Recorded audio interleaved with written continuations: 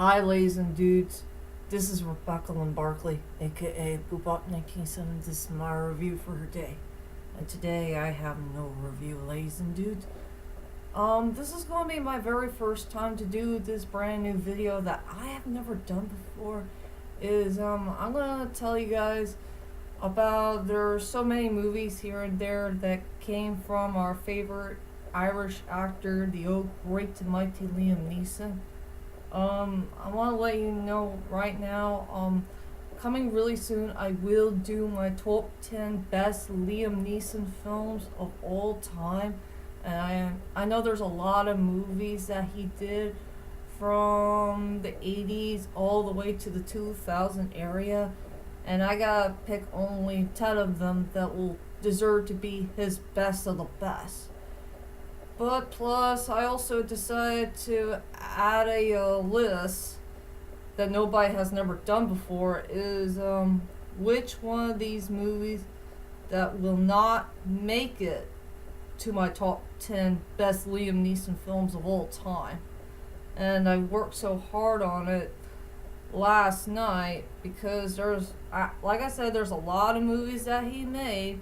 There's some good ones, some bad ones, some decent ones, and there's a couple of them that I refuse to watch. And also where he has a small role in the film. So yeah, I'm gonna tell you guys a very important list of which one of these Liam Neeson movies that will not make it to the list. I do have a couple honorable mentions and a couple decent honorable mentions. You know, the ones that, okay, but not that great. And a few dishonorable mentions. And about Liam Neeson's small role in the film, I don't count that as a Liam Neeson movie. I rather count it as somebody else's film. And there are some movies that I refuse to see. Something that is not my cup of tea at all. Well, if you guys know what I mean. So, anyway, without further ado, ladies and dudes, here is a couple of movies that I know here and there that will not make it to my top 10 best Liam Neeson films of all time. And the good part about it, we're heading on to the honorable mentions of which good Liam Neeson movies that will not make it to the list. So here we go.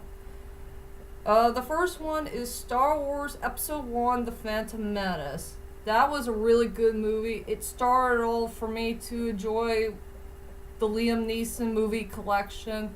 And I really do like the part where the old grey and my Liam Neeson did play a Jedi.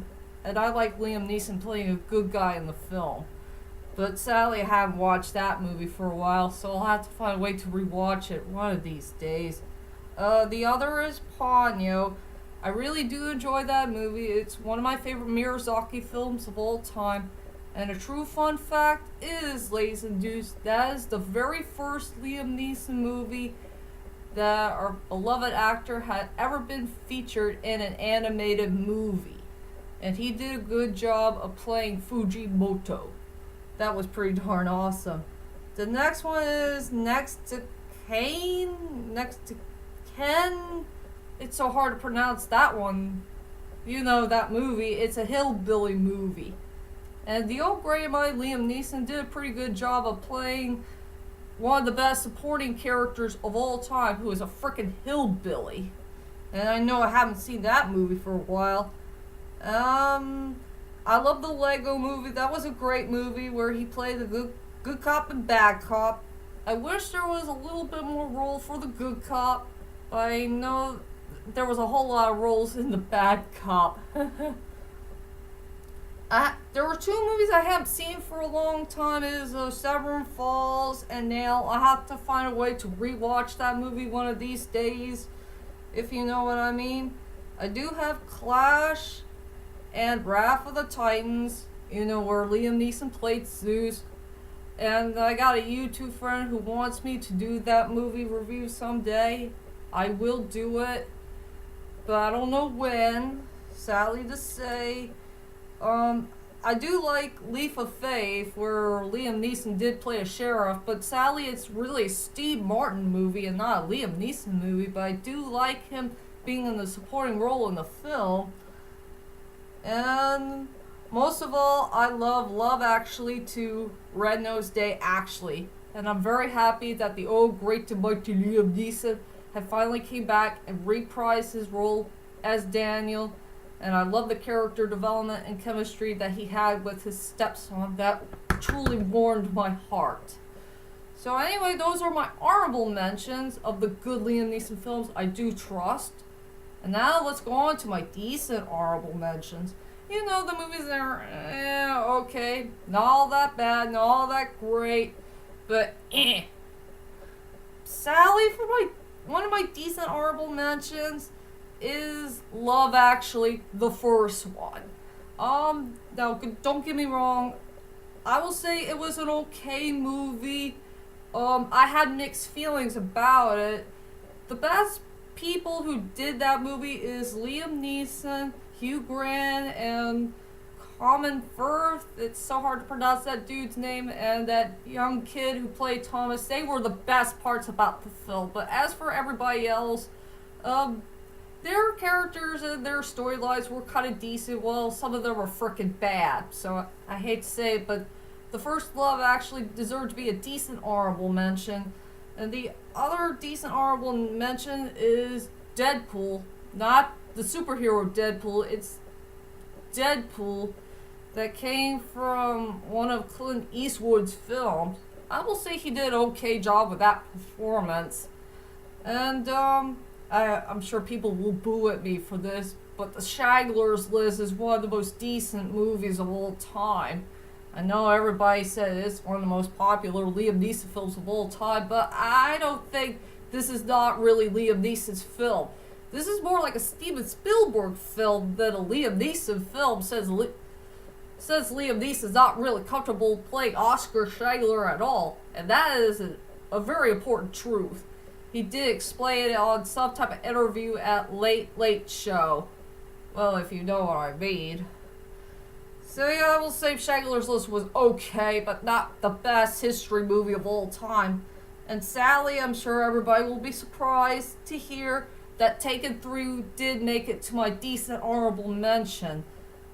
I do enjoy the movie, but I had mixed feelings about it. And my most biggest flaw about that movie is they ruined the plot and they ruined the very important relationship between Brian and Letty, and that really sucked. Big time. And I don't like the part where Lenny Mills died. They were a bunch of idiots for it. So, yeah, those are my decent honorable mentions. And for my dishonorable mentions, I'm sure people will kill me again about one of my dishonorable mentions is Batman Begins. Sadly, I will say it's a Christian Bale film and not a Liam Neeson film. Because Christian Bale is the big part about the film. While Liam Neeson, he's only at the beginning part of the movie and around the near middle and the near end of the film, and he wasn't there dab in the middle of the movie. So why the heck you want to call it this movie a Liam Neeson film if he's only at the near beginning and the near middle and near end of the part if he's not in the middle of the film?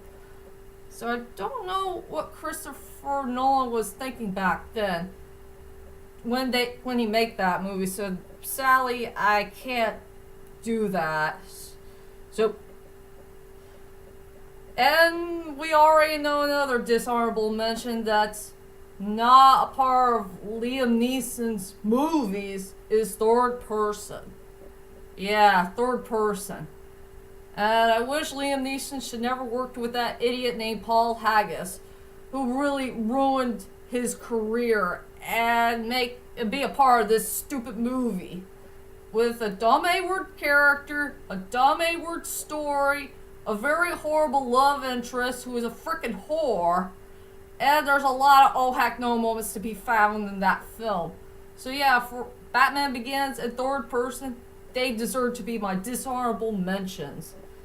And here are the movies which where Liam Neeson had a small role in the film, but these are not really his films. So I wish you people should get the picture. So yeah, I got a couple of them here and there. I got Gangs of New York. He's only there at the beginning of the film. And the movie called The Next 3 Days. I never watched the whole movie, but it's more like a Russell Crowe film. And there was Ted 2. He only made a cameo appearance in that movie. And the Chronicles of Narnia saga. It sucks that poor Aslan had a small role in all 3 of the films, and I wish we could get to know this character just a little bit more. And the reason why he's the true king of Narnia before we got to know those kids. I just wish I really want to know what C.S. Lewis was thinking back then for giving this really cool, awesome character a very small role in all 7 of the stories. That really bites. And Battleship, yeah, he had a small role in it too. I'm not interested in that film because there's one actress I don't like in the film. And most of all, yeah, The Dark Knight Rises. He only had a small role in the film, but that doesn't qualify as a Liam Neeson movie. I wish I could say something else, but that's all I have. And last but not least is which one of the Liam Neeson movies that I refuse to see.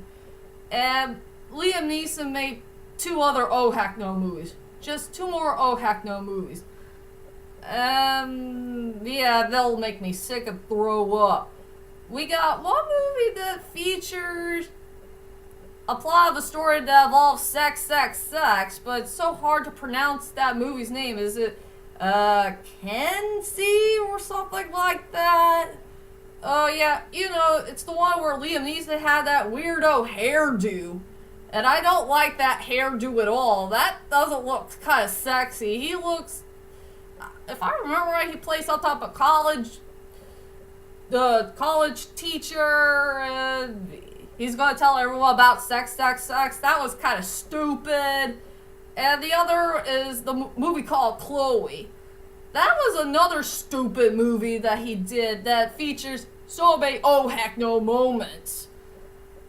Yeah, I had enough of those 2 oh heck no movies, so let me throw them away. Yeah, so the only 2 movies I refuse to see is that Kenzie, whatever it's called, and the other is frickin' Chloe. So, there you go, ladies and dudes. Those are all the movies I thought about. Which Liam Neeson film deserved to be an honorable mention? Decent honorable mentions? Dishonorable mentions? Which Liam Neeson film that's not really his film at all, but he had a small role in it? And a few Liam Neeson movies that I refuse to see in the main future. So yep, that was it. Those are all the movies that will not make it to my top 10 best Liam Neeson films of all time. And tell me, ladies and dudes, which one of these Liam Neeson movies that you don't want to add on your list? The ones that are honorable, decent, dishonorable, where Liam Neeson does have a small role, but it's not really his film. And most of all, which movie that you refuse to watch for the rest of your life. Well, whichever it is, leave a comment there and let me know. And I promise to all of you very, very soon, well, coming really soon, of this year, I will do my top 10 best Liam Neeson films of all time. So be prepared for my very first top 10 list in the year of 2018. And I'll see you guys later, and sayonara.